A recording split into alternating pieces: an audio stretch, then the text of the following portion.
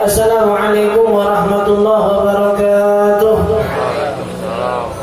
Alhamdulillah wassalatu wassalamu ala Rasulillah sayyidina Muhammad bin Abdullah wa ala alihi wa sahbihi wa man walah ila yaumil qiyamah ma ba'd. Alhamdulillah, puji serta syukur kehadirat Allah Subhanahu wa taala yang masih memberikan kita nikmat sehat wal afiah, nikmat panjang umur serta taufik dan hidayah sehingga kita masih bisa bertemu bermuajahah silaturahim di majlis taklim kita dengan harapan dan doa yang sama.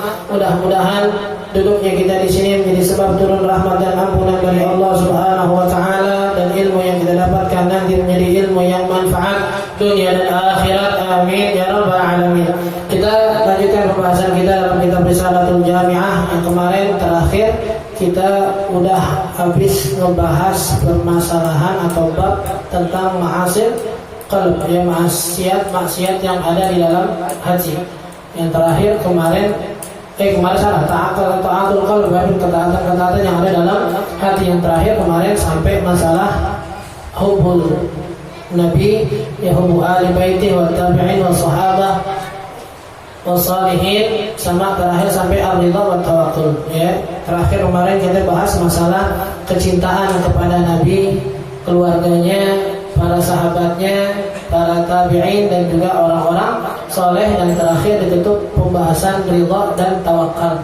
Ya, selalu dalam hati itu pasti harus ada kecondongan kecintaan terhadap orang-orang soleh, yang dia solihin, dan juga kecintaan terhadap orang-orang kebencian terhadap orang-orang yang maksiat. Bukan sekedar benci terhadap sosoknya, tapi benci terhadap maksiat yang dilakukan. Makanya sering kita ingatin perkataan Imam Syafi'i sekelas Imam Syafi'i, beliau bilang, uhibbus salihin wa lastu minhum la'alli an anala bihim asy-syafa'ah wa akrahu man bid'atuhum ma'asi wa in kunna sawa'an fil bid'ah. Imam Syafi'i bilang, saya cinta orang-orang soleh meskipun saya bukan bagian dari mereka. Ini bagian tawadhu'an Imam Syafi'i. Beliau jelas orang soleh, wali min auliyaillah, orang yang Allah cintai, yang dari bukti kemanfaatannya aja banyak dari muslimin yang menggunakan mazhab beliau. Bahkan sampai Nabi katakan mala'al sulusail ardi madhaban, yang mengisi mazhabnya beliau itu mengisi 2/3 dari penduduk bumi, mazhab Imam Syafi'i. Beliau dengan tawadhunya beliau bilang, saya bukan orang soleh, tapi saya cinta sama mereka. Kita kalau belum jadi orang baik, paling gak cinta sama orang baik, ngumpul sama orang baik. Ya, kata Nabi, al-ma'ul kathir la yahmilul khabath. Kalau air banyak, di dalam pembahasan fikih kita sering bahas ya, air banyak 2 kulah lebih itu nggak gampang berubah sifatnya, nggak gampang berubah kenajisannya. Air 217 liter lebih, kejatuhan kotoran, kejatuhan bangkai, kejatuhan darah, selama sifatnya nggak berubah masih dikatakan suci. Kita ngumpul sama orang-orang baik begitu, orang-orang baik dipandang sama Allah. Kita di tengah-tengah mereka keikut dipandang sama Allah. Makanya disuruh bergaul sama mereka. Sampai Imam Syafi'i bilang, walastu minhum, jangan ikutin orang-orang sekarang. Aku malu gaul sama mereka, aku bukan orang baik. Justru gue malu bukan orang baik, main sama dia biar jadi ikutan baik. Kalau kita bilang aku bukan orang baik, nggak pantas duduk sama dia pada. Terus kapan berubahnya ntarnya? Ya, Wibu sholihim walastu minhum la'alli an anala bihim syafa'ah. Mudah-mudahan duduk sama mereka nanti di akhirat saya bisa dapat syafaat mereka. Yashfa'un lil mu'minin al-anbiya thumma al-ulama thumma syuhada. Kata Nabi, nanti di akhirat ngasih syafaat itu yang pertama golongan para nabi, yang kedua siapa? Al-ulama, para ulama yang ngamalin ilmu mereka, yang dicintai sama Allah. Ini nanti ngasih syafaat, kita duduk sama mereka. Makanya sampai dikatakan ij'al ismakum fi qulubil awliya wa sholihin. Kasih tahu nama ente kalau ketemu orang-orang baik, orang soleh. Adat kita itu diajarin, Assalamualaikum Habib, Assalamualaikum Kiai, ane fulan bin fulan, anaknya fulan. Kasih tahu kenapa? Biar mudah-mudahan beliau ingat ada di hati beliau. Setiap Allah mandang hati beliau semuanya, nama kita ada. Ya, anak Nabi musyafa. Kalau orang biasa, orang mukmin biasa aja punya syafaat, apalagi orang-orang soleh yang cintain orang-orang soleh. Itu udah level terakhir tuh. Ya, kata Nabi, kun aliman au muta'an liman au mustami'an au muhibban wala takun khamisan. Kata Nabi, duduk sama jadi ulama, nggak bisa jadi ulama, jadi orang yang belajar sama ulama. Nggak bisa jadi belajar serius, nggak bisa ngaji serius, mustami' dah, asal duduk dengerin. Nggak bisa juga nih waktunya sibuk, kun muhibban. Yang terakhir jadi cinta mereka. Wala takun khamisan, jangan jadi yang kelima. Yang kelima apa? Ya apalagi kalau selain dia ulama bukan, belajar kagak, dengerin kagak, cinta juga kagak. Yang kelima apa? Ya pembenci, orang di luar golongan mereka yang nggak suka sama mereka. Wa akrahu man bid'atahum ma'asi, kata Imam Syafi'i, dan saya benci sama orang-orang yang kerjaannya tiap hari maksiat. Wa in kunna sawa'an fil bid'ah, kata Imam Syafi'i, meskipun kita juga sama suka sering maksiat tuh. Mau kata kita belum orang baik, cintain orang baik. Dan mau kata kita masih suka maksiat, bukan berarti kita akhirnya membanggakan diri dan bilang udah gak apa-apa sama gue sama dia, tenang deh.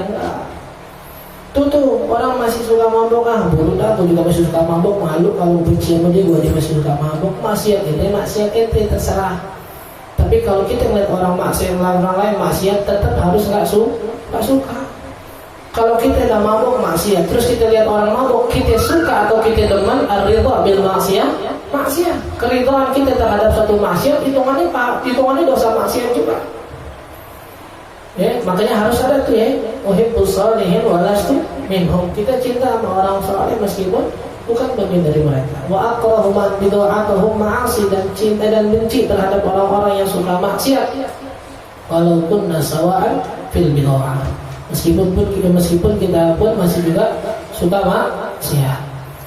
Nah sekarang kita masuk bab baru nih, ma'asil jawarih, maksiat yang dilakukan oleh anggota badan secara zahirnya.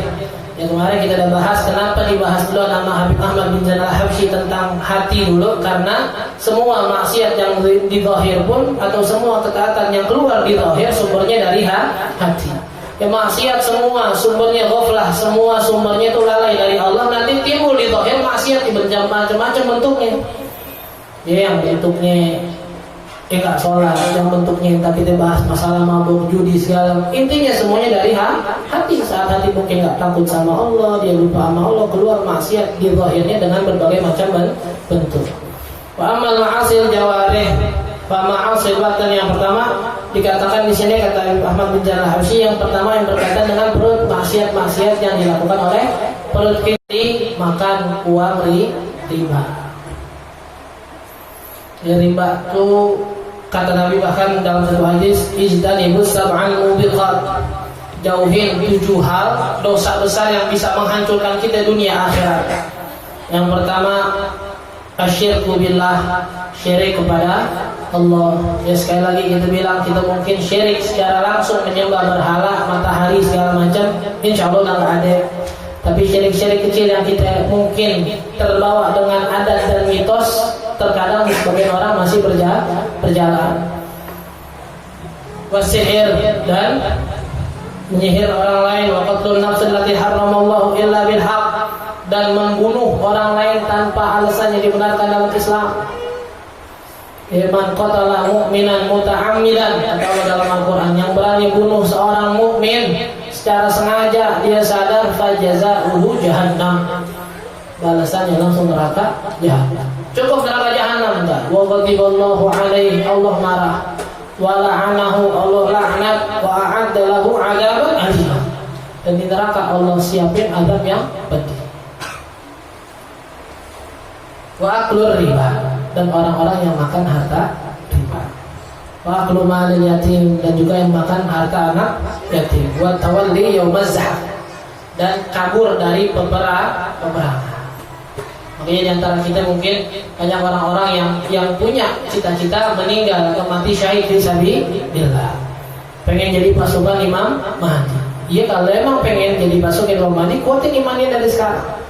Dalam satu riwayat dikatakan yang jadi pasukan Imam Mahdi ntar terbagi 3.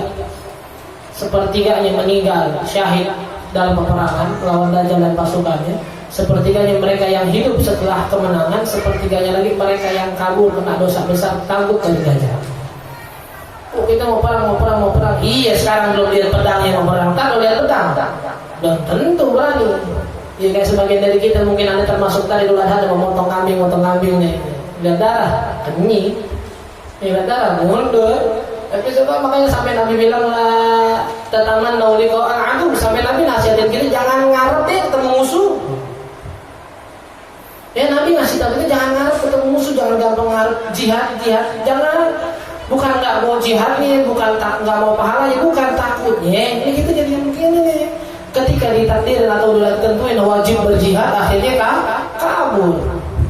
La tatamannu liqa'al adu was'alullaha as-salama wal afiyah. Kata Nabi, dan minta sama Allah selamat dan afiyah. Fa in laqitumuhum, kalau memang dasarnya nanti udah harus ketemu, fasbiru, sabar jalani. Kata Nabi, kenapa? Fa inna jannata tahta dhilalis suyuf, karena surga udah berada di bawah kilauan pedang yang sedang berantem.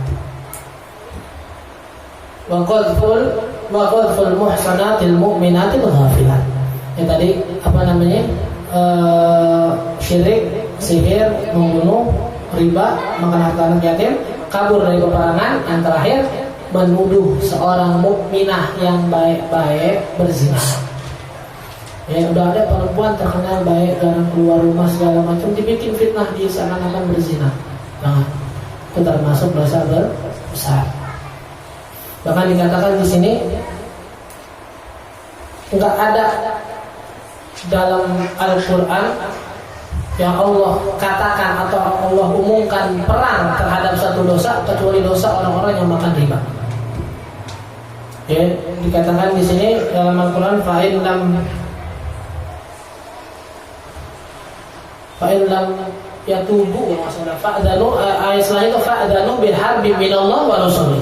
Kalau ada orang dikasih tahu udah berhenti jangan makan harta riba masih ngejalanin juga, fa'danu, kasih tahu dia, maka ada perang dari Allah dan Rasul sallallahu alaihi wasallam. Itu satu. Yang kedua, bukan dari Al-Quran tapi dari hadis qudsi. Yang Allah umumin perang. Yang kedua, orang-orang yang memusuhi para auliya-Nya Allah.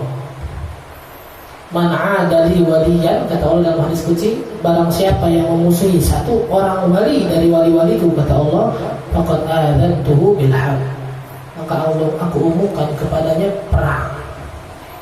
Dan makanya salah satu yang sering kita bilang, salah satu hikmah adanya sosok yang dinamakan Nabi Khidir, yang keberadaannya itu nggak bisa ditemukan, yang bisa Allah kasih izin mungkin merubah bentuknya sesuai dengan kemauannya atas izin Allah, biar kita nggak gampang remehin orang.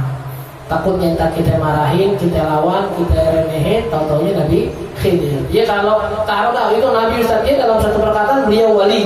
Ada sebagian pendapat mengatakan dia bukan Nabi tapi wali. Ya kalau dah nyakitin beliau wali, ya Allah bilang maka adzantuhu bil harb, saya umumin nama orang yang nyakitin wali saya perang. Bahkan di zaman Syekh Umar Al-Muhdar itu terkenalnya, ya Syekh Umar Al-Muhdar bin Abdurrahman As-Segaf, beliau itu punya kebun. Ya beliau punya kebun. Kalau ada kambing atau burung yang berani masuk ke kebun yang rusak, nih kebun nggak lama mati. Sampai orang-orang kampung nih datang bilang, ya Syekh, kita tahu nih antum wali, antum orang disayang sama Allah, cuma nggak gini juga dong, masa kambing nggak punya otak, cuma makan beberapa pohon daunan doain biar mati. Ada beliau jawab, kita ini maksud para aulia Allah nih, jangankan sama hewan, sama orang aja nggak pernah doain cerai. Tapi ini ziratullah. Tapi ini yang namanya kecemburuan Allah. Nggak mau ada satu kekasihnya disakitin di bagian mana, meskipun di kebunnya yang dirusak. Selalu kita kasih gambaran tuh kalau kita bilang kita punya istrinya, kita punya keluarga. Karena keluarga kita disakitin sama orang, istri kita disakitin sama orang. Mungkin istri kita kadang udah maafin, udah bang, saya udah maafin, jangan diurusin, jangan diterusin lagi. Suaminya dia enggak, tetap aja ngotot, barangan bini gua dikatain, enak banget, enggak terima. Bini udah bilang, udah bang, sabar, enggak ada sabar-sabaran, apaan? Terus lawan. Ya tadi kita bilang mungkin begitu gambarannya. Kadang para aulianya bersabar, mereka orang-orang pilihan hatinya udah sabar aja. Tapi enggak begitu pula, maksudnya bisa jadi mereka yang bersabar, Allahnya belum tentu. Allah nggak terima kekasihnya disakiti. Ya, yang sama yang terjadi dengan Sa'ad bin Abi Waqqas, Sayyidina Sa'ad bin Abi Waqqas. Ketika disakiti nama orang, beliau bilang, ya Rabb, kalau memang saya salah, Ya udah saya mesti istilahnya bahasa minta maaf. Kalau dia yang salah, tunjukin kalau dia salah. Akhirnya itu orang yang fitnah beliau sampai buta, meninggalnya masuk ke dalam sumur. Karena berani nyakitin orang-orang yang Allah sayang, para wali-walinya Allah. Itu dua dosa, yang satu dalam Al-Quran, satu dalam hadis qudsi yang Allah umumin perang. Satu orang yang makan riba, kedua orang yang menyakiti atau memusuhi para walinya Allah. Riba banyak bentuknya, pokoknya gampangnya itu saat terjadi satu keuntungan dari pihak lain dalam satu akad itu riba. Ya misal dalam peminjaman, ya dulu tuh barter barang yang sejenis beras sama beras yang satu lebih nggak bisa, emas sama emas nggak. Cuma kalau emas sama peraknya segala macam dalam berbagai macam tuh beda bentuknya itu boleh. Pokoknya sekarang nih mungkin yang kita lihat dari segi peminjaman uang dan lain-lain. Kalau seandainya minjemnya berapa, baliknya berapa, dalam satu barang pegadaian gade ini bukan barang yang dikasih itu dimiliki, bukan. Saya pernah dengar dari Ustaz Masyhur kalau nggak salah, beliau bilang gade itu sama utang sama, cuma kalau gade itu pakai barang yang lebih yakin. Nah barang itu bukan punya kita, masih punya yang utang. Makanya ketika kita pakai, sebagian pendapat bilang itu riba. Kita ngambil manfaat yang lebih dari utangnya dia. Jika dia motor nih, motornya dikasih utang 10 juta, terus dia ganti motor. Mana motornya ini bukan ini utang 10 juta. Tas 10 jutanya tuh balikin, iya 10 juta utangnya udah impas ya. Nah motornya dipakai nih setiap hari, dipakai motornya, dibuat ngojek, nih segala macam. Udah untung lebih nggak? Lebih. Mungkin sebagian pendapat bilang itu riba. Kenapa? Karena ada manfaat yang lebih yang diambil. Meskipun sekarang juga lagi ada apa namanya? Ada omongan nih lagi, ada omongan masalah bunga bank segala macam.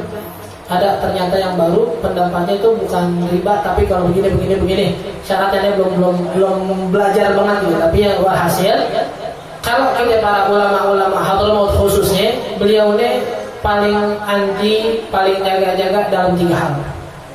Pertama masalah uang, masalah ginian, masalah uang yang mungkin yang riba segala macam, punya siapa duit segala macam, subhan jauh dah mereka semua.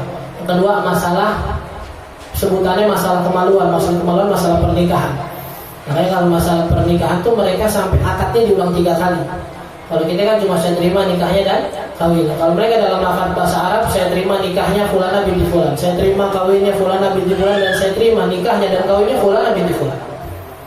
Nah, biar 3-3-nya diulangi dan dianggap benar-benar sah.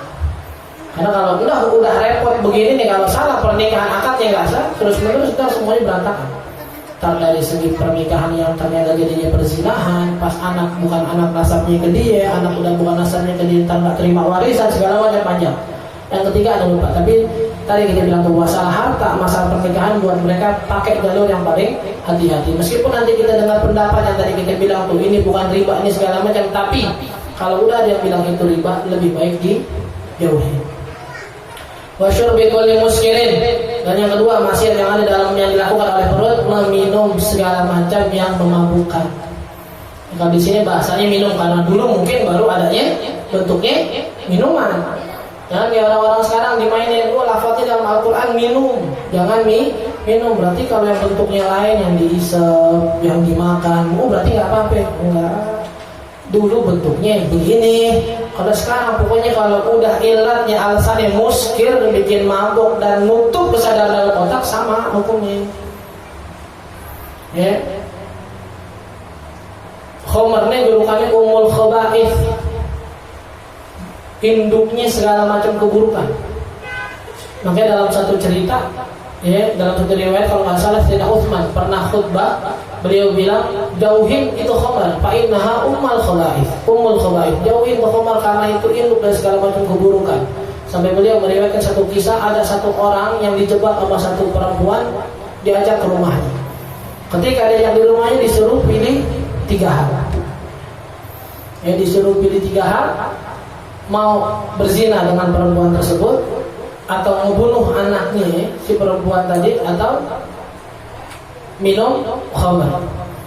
Dalam hatinya dia mikir kalau membunuh enggak, karena ini dosa besar. Berzina sama, ini juga dosa besar. Udah saya ambil yang lebih enteng aja deh. Itu minum khamr tadi. Ada pasti minum khamr udah ketutup akalnya dari kesadaran tadi. Terus akhirnya malah berzina dengan perempuan. Udah berzina, dia takut ketahuan dia berzina karena perempuannya tadi ngancam, kalau seandainya kamu enggak mau zina sama saya, nanti saya bakal teriak, saya bilang orang-orang kamu maksa masuk ke rumah saya. Dia takut ketahuan mabuk, dia takut ketahuan zina, akhirnya anak sama ibunya dibunuh. Biar enggak ketahuan apa yang sudah dilakukan. Dari mana? Dari khamr yang tadi. Makanya kenapa dinamakan khamr dalam bahasa Arab? Khamr itu artinya penutup. Kalau perempuan namanya apa? Pakai kerudungan apa? Khimar, penutup kepala. Karena namanya khamr itu litakhamurihil aql, dia bisa nutup kesadaran akal. Bahkan dikatakan arba'atun la yajiduna rihal jannah. 4 orang yang enggak ngedapetin wanginya surga. Wa inna rihaha la yujadu min masirati 500 am. Orang 4 orang yang enggak ngedapetin aroma surga, padahal aroma surga ini bisa dicium dari jarak 500 tahun perjalanan. Jalan kaki 500 tahun kemarin waktu ada demo 212 yang dari Ciamis 2 minggu. Ciamis saja ke Ciamis yang kita jauh ternyata jalan kaki 2 minggu. Berarti kalau 500 tahun nyampe mana itu? Berapa kali Ciamis? 500 tahun. 4 orang nih nggak dapat wanginya surga. Siapa yang pertama? Al-bakhil. Pertama orang pelit. Mari kita udah bahas tuh pelit kategorinya gimana. Yang kedua al-mannan. Yang kedua orang-orang al-mannan yang suka nyebut-nyebut kalau ngelakuin kebaikan. Tuh dia kayak dari gue tuh dia makan dari gue, dia bisa begini dari gue sama. Al-mannan. Yang ketiga mudminul khamr. Yang ketiga orang yang masih senantiasa sampai dia meninggal belum tobat dari minum khamr. Hati-hati. 500 tahun wanginya surga tidak dapat. Orang-orang yang ketika sebelum mati belum sempat ada keinginan tobat dari minum khamr. Yang keempat terakhir al-aqli walidain. Mereka yang durhaka sama orang tua. Bahkan dalam kitab Syarh Usul dikatakan man faraqad dunya, orang yang meninggal belum sempat tobat dari mabok-mabok, dakhala al-qabra wa huwa sakrat. Dia masuk kuburan seakan-akan dalam keadaan mabok. Wa yu'ayyinul malakal maut wa huwa sakrat. Ketemu malaikat maut keadaannya mabok. Wa sa'alahu munkar wa nakir wa huwa sakrat. Ditanya munkar nakir dalam keadaan mabok. Lu sehat aja belum tentu bisa jawab. Mabok lagi ditanya di dunia aja orang tanya lagi mabok gak nyambung, munkar nakir lagi yang nanya lagi mabok. Wa bu'itha yaumal qiyamah wa huwa sakrat. Dan dibangkitin nanti di hari kiamat dalam keadaan mabok. Orang yang meninggal lagi haji, meninggal dibangkitin pakai baju ihram, lagi talbiyah. Orang yang meninggal mujahid fisabilillah, meninggal darahnya masih ngocor tapi wangi seperti wangi kasturi. Ini yang lagi mabuk meninggal, dia dibangkitin. Orang-orang lihat berarti nanti tahu nih orang meninggal masih dalam keadaan suka mabuk. Man syaribal khamra, orang yang minum khamr la yaqbalullahu salata 40. Orang yang masih mabuk enggak Allah terima salatnya 40 hari. Fa in syaribahu tsaniyah, kalau diminum 2 kali samanian enggak diterima 80. Diminum lagi enggak diterima 120. Jangan ketika kita dengar enggak diterima salatnya berarti mendingan enggak salat, salah. Kalau habis mabuk nih, wah aku semalam mabuk lagi, besok kalau salat 40 hari libur dulu. Kenapa? Cuma enggak diterima juga. Bukan di situ kondisinya, kewajiban tetap. Cuma bahasa ente disuruh kerja paksa 3 bulan nggak digaji, gimana rasanya? Ente tetap wajib kerja 3 bulan tapi nggak digaji. Sholat lu ya 40 hari tetap wajib sholat, tapi ditegasin sama Allah untuk sholat lu tuh cuma gugurin kewajiban doang, pahalanya nggak bakal dapat. Orang yang nggak mabuk aja masih banyak yang sholatnya nggak dapat pahala, apalagi mabuk.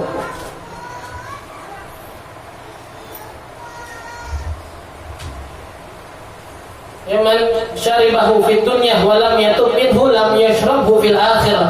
Kata Nabi, Orang yang minum khamar di dunia dan sebelum meninggal dia nggak tobat, nggak bakal minum lagi nanti di akhirat. Ya, fa inna miyahal jannah arba'ah. Yang pertama dari madu, ada dari susu, ada air jernih yang sangat menyegarkan, yang terakhir khamar. Sayang, ya setitik yang kita minum segelas, mau berapa kayak segelas susah nggak mabuk tetap. Ma askarahu katsirun faqaliluhu haram. Yang banyaknya bisa bikin mabuk, tetap dikitnya juga haram. Karena bukan masalah mabuknya, tapi memang dasarnya khamrnya udah najis. Kalau sesuatu yang udah najis, mau kate banyak atau dikit itu haram. Jangan disamain sama durian. Karena orang-orang mau bohongin kita bilangnya samainnya kayak durian. Lo kalau makan durian banyak mabuk nggak? Mabuk, berarti durian haram dong. Nggak ke situ persamaannya. Durian dasarnya halal, cuma bakal jadi haram kalau kebanyakan dan akhirnya nyakitin diri. Nggak usah makan durian, lo makan nasi 2 bakul. Makan tuh nasi 2 bakul, gak usah kayak minum. Tegukan di situ semua. Sakit dadanya, tenggorokannya sampai semua. Haram nggak? Haram, semua nyakitin diri. Minum air 3 galon. Nggak usah kayak berhenti, minum air 3 galon gitu. Mangga lu tuangin sini. Haram nggak? Haram, kalau nyakitin diri semua. La tulqu biaidikum ila tahluka. Jangan sampai menceburkan diri kita kepada kehancuran. Atau kaidah umum haram, segala sesuatu yang kita lakukan bisa nyakitin diri haram. Berarti kalau demen sama perempuan yang gak demen haram. Itu nyakitin diri sendiri. Kalau perempuan yang gak demen masih demenin juga. Ya, paham ya? Jangan disamain dengan hal-hal yang lain. Jangan, kalau udah sesuatunya yang najis, mau kata banyak mau dikit itu halal. Tapi kalau hal-hal yang halal tadi dikaitkan dengan kesini beda. Ini jatuhannya karena hal lain. Dinyakitin ya bukan karena duriannya haram, tapi durian yang haram yang banyak tadi sakit diharamin karena bisa menyakitin dirinya. Paham ya? Usyur bikul muskirin. Jadi apapun yang memabukkan kullu syarabin askar fa huwa haram. Ya, setiap minuman ataupun apapun bentuknya yang bisa memabukkan itu haram. Maka dalam suatu riwayat pun dikatakan nanti orang yang masih suka mabuk datang di hari kiamat musawwadun wajhu, mukanya hitam, wa zarqa'u 'ainuh, matanya biru. Muka hitam, mata biru. Terus apa lagi? Oh, lidahnya terjulur sampai ke dada, air liurnya netes. Lupa ada satu sifatnya lagi sampai nanti dikatakan orang-orang di neraka aja geli atau jijik melihat dirinya dia sendiri. Maksudnya melihat diri dari orang yang masih suka mabuk. Ketahuan nanti di akhirat. Itu wajah-wajah orang yang suka mabuk tadi dengan tadi gambarannya. Ya. Wasyur bikulli muskirin, dan minum segala sesuatu yang bisa memabukkan. Wa aklu malal yatim, dan juga makan harta anak yatim. Ya, kita apa sih bahasanya? Ngedidik atau bahasa orang betul miara anak yatim dia pahalanya gede. Bahkan Nabi katakan kalau bisa makan sama anak yatim berkah. Ya, kalau bisa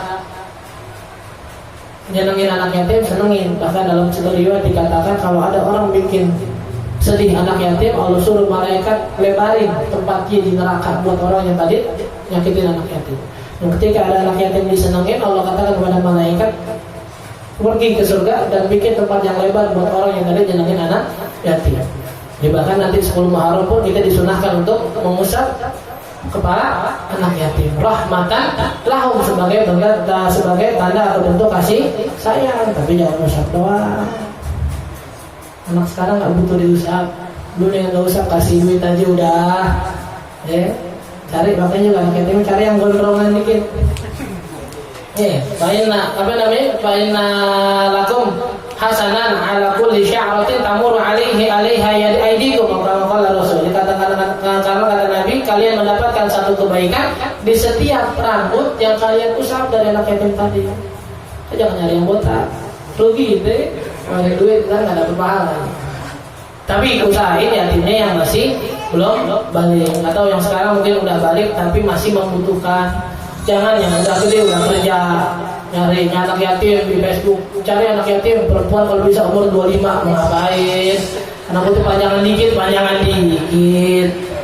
Ini anak-anak bocah banyak nih yang masih membutuhkan yang orang tuanya ya kan yatim nih, yatim ingat, yatim ada kekhususan dibanding piatu. Kenapa ya? Karena kalau yatim agak ini orang dulu yang kerja laki, makanya ketika orang tuanya laki udah nggak ada, seakan-akan udah habis kehidupannya. Nabi ngasih kepedulian yang lebih terhadap anak yatim. Jadi jangan sampai kita makan harta anak yatim. Ini nama ya'kuluna fi butunihim nar. Orang yang makan harta anak yatim pada sejatinya, pada hakikatnya dia sedang memakan api neraka di dalam perut. Man kana ghaniyan falyasta'fif wa man kana faqiran falyakul bil ma'ruf, kata Allah. Kalau seandainya yang miara anak yatim orang kaya, udah jangan nyentuh tuh hartanya. Dan anak yatim dapat harta udah pisahin di rumah, jangan digabungin sama duitnya, pisahin kalau kebutuhan pakai dari situ. Tapi kalau seandainya yang miara juga memang orang susah, falyakul bil ma'ruf, silakan makan tapi secukupnya. Kayak sampai Syekh Umar bin Khattab pun bilang, saya ini dengan harta kalian ketika beliau jadi khalifah, saya dengan harta kalian itu seperti orang yang miara anak yatim. Kalau saya punya harta, saya kasih sedikit tuh makan harta kalian. Tapi walaupun seandainya saya butuh atau saya makan secukupnya. Bahkan kata ulama bilang, sebagai ulama bilang hadis yang tadi ayat yang Allah bilang innama yaquluna fi butunihim nar, makan di perut mereka makan api neraka, itu secara hakikat berlaku. Sampai ada satu kejadian, lupa tabiin atau ulamanya siapa, pernah dalam satu perjalanan kekurangan api nih, pengen nyari api. Akhirnya beliau bilang ketika nggak nemuin api, beliau bilang ada nggak di sini yang miara anak yatim? Ada tiga orang angkat tangan nih. Ya Syekh, kita yang miara anak yatim. Ya tiga-tiganya maju sini. Diambil kertas sampai diambil kayu gitu, ditempelin ke perutnya. Dari salah satu dari tiga orang tadi ternyata pas ditempelin kayu, apinya, tempel kayu, kayunya nyala, ada api. Orang lihat, kok masya Allah kok bisa ini? Syekhnya akhirnya cuma bilang doang, itu miara anak yatim, iya, tobat udah. Nah itu pasti udah zalim. Enggak, kita nggak zalim nih. Allah udah bilang, yang makan harta anak yatim innama ya'kuluna fi butunihim nar. Dia makan di perutnya api neraka. Ini buktinya apinya lah. Innama ya'kuluna fi butunihim nar. Ya hati. Pokoknya kata bahkan dalam hadis lain dikatakan man arada ayyalina qalbu, orang yang pengen hatinya lunak lagi, hatinya bersih lagi, hatinya baik lagi, waktu hajatuh dan dikabulkan hajatnya, fal yadum yatim bila baitih kalau masalah, maka hendaklah dia masukkan anak yatim ke rumahnya. Diurusin, kasih makan, disenengin. Bahkan salah satu julukannya Nabi Abul Aitam, al-malah al-masakin wal aitam, bagaikan bapak dari para anak yatim, janda dan orang-orang miskin.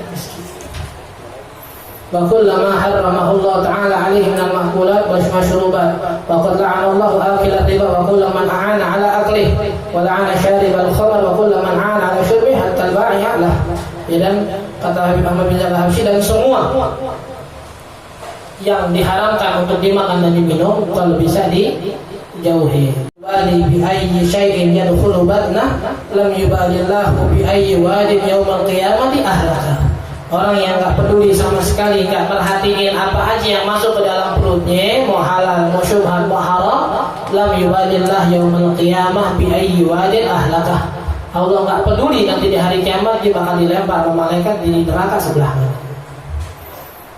Ya bahkan Sayyidina Ali bilang man lam takun himmatuhu illa ma yadkhulu ila batni lam yakun qimatu illa ma kharaja minha. Orang yang kalau otaknya fokusnya keinginannya cuma apa yang masuk ke dalam perutnya, otaknya masalah makanan dong, makan minum, lam takun qimatu, harganya kata Sayyidina Ali lam takun qimatu illa ma kharaja minha. Harganya enggak lebih dari apa yang keluar dari perutnya. Fokusnya cuma makanan, harganya enggak lebih dari apa yang keluar dari perutnya. Waqad la'ana Allah, dan Allah melaknat orang-orang yang berkaitan dengan riba. yang pelakunya, yang saksinya, yang nulisinnya, yang jadi, yang ngantrinya segala macam gitu. Dan begitu juga masalah khamar. Bahkan dalam kitab Tamyi'ul Ghafilin, kalau ada orang ngebantu orang buat mabok, nanti Allah kirimin dalam kuburannya kalajengking dan ular. Itu cuma yang ngebantu. Orang yang ngebantu orang minum khamar, orang alokasi nanti di kuburannya apa namanya tadi, kalajengking dan ular. Apalagi yang minumnya, yang jualnya, yang meresnya, yang bikinnya, yang ngantrinya, yang nambahinnya segala macam. Mau katanya nyiapin tempat doang, nambah ngasih gelasnya doang, ngasih kacangnya doang, sampai pokoknya udah berkaitan tadi sama riba dan khamar, semua yang berkaitan, yang ngebantu dan lain-lain itu juga kena lah. Itu jadi maksiat-maksiat yang ada di dalam perut kita yang kemungkinan dilakukan oleh perut. Yang tadi akilul riba, harta riba, terus kusyur, pukul, timus, kiring, meminum segala hal yang memabukkan, dan aklu malil yatim, makan harta anak yatim dan segala macam hal-hal yang Allah larang untuk dimakan dan diminum. Dan khususnya tadi diingetin nama Ahmad bin Al-Habsyi, jangan sekali-kali mendekati masalah riba dan khamar dalam apapun bentuk dan posisi kita. Jangan yang jualnya, yang beliinnya, yang nganterin, yang bantuin, yang nunjukin bahkan. Ya, kita udah tobat gak pernah minum lagi, ada orang nanya, loh itu beli minuman di mana? Jangan diomongin, jangan kasih tahu, jangan. Saya cuma nunjukin dong, sama aja. Kalau situ nggak nunjukin, dia nyari sendiri. Paling nggak mungkin kalau dia nggak jadi beli. Dan juga jangan ditemenin. Saya nggak minum, saya cuma nemenin doang. Kadang-kadang duduknya kita di situ menjadi motivasi buat mereka lebih berani buat mabuk. Tapi kalau duduknya kita jadi bikin orang yang mabuk jadi berani buat mabuk, hati-hati. Nanti duduknya kita itu sebagai dukungan mereka buat maksiat, dan dukungan terhadap satu maksiat hitungannya maksiat di sisi Allah Subhanahu wa ta'ala. Ya, ar-ridha bil maksiyah, dan al-i'anah ala maksiyah. Ngebantu satu maksiat hukumnya maksiat. Jangan katanya ngebantu ar-ridha bil maksiyah. Ridha terhadap satu kemaksiatan yang terjadi maksiat.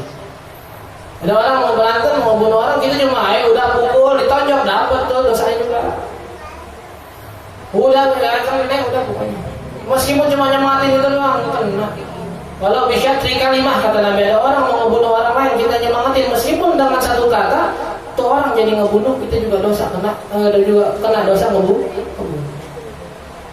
Jadi jangan dari masalah riba, masalah khamar jauh-jauh dah. Apapun bentuknya, posisi kita mau kata kontribusinya sekecil apapun jauh.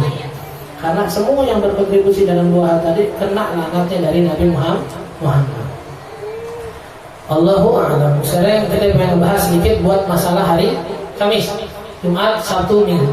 Di dalam satu hadis Nabi katakan kepada Sayyidina Abu Hurairah, kalau bisa setiap bulan puasa 3 hari. Ada yang ulama kita akhirnya memerintahkan kita buat puasa Ayyamul Baid, puasa di hari-hari putih, hari-hari terang 13, 14, 15 Hijriah. Ada yang pokoknya 3 hari udah buat ngedapetin hadis ini. Nah, bulan ini yang minggu ini lagi ada kemungkinan baiknya nih hari Kamis kita bisa puasa sunnah hari Kamis. Terus hari Jumat puasa Tasu'ah, karena hari Sabtu nih puasa Asyura. Puasa Tasu'ah sunnah, yang bisa hari Jumat puasa. Karena dalam satu riwayat Nabi ketika sebelum meninggal Nabi katakan la baqitu ilal qabir. Di hari terakhir atau di tahun terakhir Nabi puasa Asyura, Nabi bilang kalau seandainya tahun depan saya masih hidup, saya bakal puasa 9 Muharram. Kenapa Nabi bilang kayak gitu? Karena Nabi tahu orang-orang Yahudi cuma puasa di tanggal 10 Muharram. Ya, orang Yahudi ketemu sama Nabi di Madinah, kenapa kalian puasa? Ini hari diselamatkannya Musa dari kerjaan Fir'aun. Makanya kita puasa. Akhirnya Nabi bilang kita lebih berhak untuk bersyukur terhadap keselamatan Nabi Musa daripada kalian. Akhirnya mereka puasa 10 Muharram. Bahkan dalam satu riwayat dulu 10 Muharram itu wajib sebelum Ramadan datang perintahnya. Ketika datang perintah Ramadan, Nabi bilang yang mau puasa, yang nggak puasa nggak masalah. Jadi hukumnya sunnah. Dan dari sini kita bisa tahu bahwasanya Nabi nggak pengen kalau kita ibadah sama dengan orang Yahudi. Akhirnya Nabi syariatkan buat puasa tanggal 9 9. Tapi yang nggak bisa puasa tanggal 9, jangan akhirnya tanggal 10-nya juga nggak puasa. Ini salah kita terkadang kayak gitu, pas dengar tanggal 10 jangan puasa tanggal 10 doang kayak orang Yahudi, akhirnya dia nggak puasa. Lu nggak puasa ke syurah? Enggak, kemarin lu nggak puasa kayak orang Yahudi lagi. Enggak begitu. Kalau bisa nggak apa-apa. Tanggal 9-nya puasa, atau tanggal 9-nya nggak bisa, mungkin hari Jumat kerja gitu. Jumat puasa, Sabtu puasa Asyura. Kalau mau beda sama orang Yahudi, tanggal 11-nya pun nggak apa-apa. Kan yang penting nggak cuma tanggal 10, tanggal 11-nya nggak apa-apa. Hari Minggunya puasa silahkan. Minggu Jumat nggak bisa, Ustaz, saya udah sehari aja Sabtu udah ngusahain banget. Ya udah, nggak apa-apa, Sabtu aja. Terus kayak orang Yahudi, nggak ada orang Yahudi kayak ente. Ganteng orang Yahudi lu doang jelek. Enggak apa-apa, paham ya? Jangan akhirnya salah paham ketika bisa puasa hari Sabtu doang terus malah nggak puasa. Ahtasibu 'ala Allah ayyukaffir sanatal madiyah, kata Nabi. Ya, saya berharap sama Allah bahwasanya puasa Asyura itu bisa menghapus dosa setahun yang lalu. Terus juga di puasa Asyura itu disunahkan buat ada sholat sunnah Ihya'ul Lail malam 10 Muharramnya itu dihidupkan dengan ibadah. Terus silaturahim, kita biasa di sana 10 Muharram itu ziarah kepada para aulia ulama yang masih hidup, bahkan yang udah meninggal, silahkan ya. Wassadaqah, dan berbanyak sedekah. Yang tadi kita bilang khususnya buat anak yatim. Kalau anak pernah dengar itu salah satu sebabnya karena tanggal 10 Muharram terbunuhnya Sayyidina Husain ya di Karbala. Nah, ketika Sayyidina Husain terbunuh, sahabat yang lain atau tabi'in yang lain yang nyenengin anak beliau. Dia buat menghibur kesedihan atas meninggalnya orang tua. Dari situ katanya disunahkan ujung-ujungnya buat nyenengin anak yatim. Terus apa lagi tadi? Ziyadatu marid, yang jenguk orang sakit dan mandi, disunahkan buat mandi karena dalam satu riwayat dikatakan pada tanggal 10 Muharram semua air lagi nyambung sama air Zam-Zam. Jadi disunahkan buat mandi. Ada yang bilang sampai maghrib waktunya, ada yang bilang sampai sebelum asar dari subuh. Masur asal yatim, dan mengusap kepala anak yatim. Buat tausi'atu 'alal iyal, yang paling terkenal di kita ini, dan melebihkan belanjaan untuk keluarga di hari tersebut. Yang udah punya istri yang biasanya makannya telur, hari Sabtu besok makannya serada, ini mungkin lebih dikit telur sama tempe, kan biasa telur doang, telur sama tempe apa biasa telur doang pakai sambal, silakan kan. Pokoknya lebihin dari batas biasanya. Ya, kalau belum punya istri berarti kasih orang tuanya. Atau yang mungkin seandainya istrinya suaminya udah ngasih uang langsung ke istrinya, bilang dulu ke suaminya. Bilang dulu ke suaminya, besok hari Sabtu 10 Muharram belanjanya boleh dilebihin nggak? Jangan dipakai-pakai aja. Atau buat suaminya pulang kaget itu banyak banget belanja lu yang makan. Ya kok banyak banget, ya nggak apa-apa Bang, 10 Muharram lah, buku pas-pasan tinggal segitu udah 10 Muharram.